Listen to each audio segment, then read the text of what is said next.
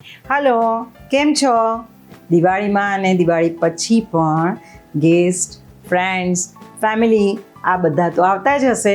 ત્યારે આપણને એવું થાય કે ફટાફટ બની જાય એવી નાની નાની ક્વિક રેસીપી કઈ આપણે બનાવી શકીએ કે જેમાં પ્રી પ્રિપરેશન કરીને અમુક વસ્તુ રાખીએ અને અમુક પ્રોસેસ જે છે એસેમ્બલિંગ એ ત્યારે જ કરીએ.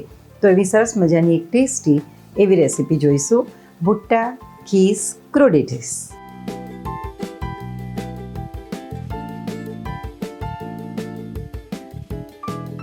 સૌથી પહેલાં ભુટ્ટે કી કીસ જેને કહેવાય, મકાઈનો ઉપમા પણ કહી શકીએ, એ તૈયાર કરીશું. 2 ટેબલસ્પૂન જેટલું તેલ, એની અંદર રાઈ અને તલનો વઘાર કરીશું.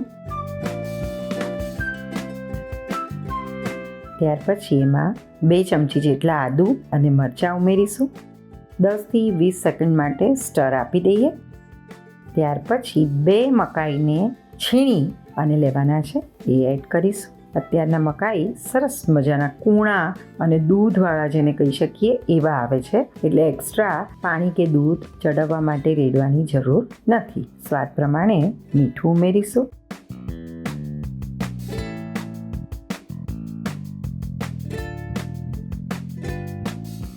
વન 1/4 કપ જેટલી કોથમીર ઉમેરીશું.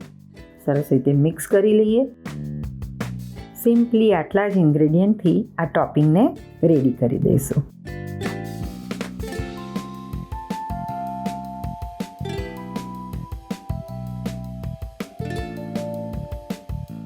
હવે સ્લાઇટલી ટોસ્ટ કરેલા બ્રેડના આ રીતે પીસીસ કરી લઈશું.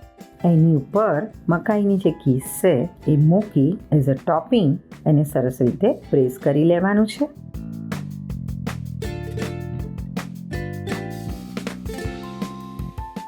આની ઉપર તમે ઈચ્છો, જો બાળકોને આપવાનું હોય તો આની ઉપર થોડું ચીઝ પણ તમે ગ્રેટ કરીને મૂકી શકો છો. અત્યારે આપણે એની ઉપર થોડીક ક્રિસ્પી એવી સેવ મૂકીશું અને ચીલી ફ્લેક્સ કલર અને ટેસ્ટ બંને માટે.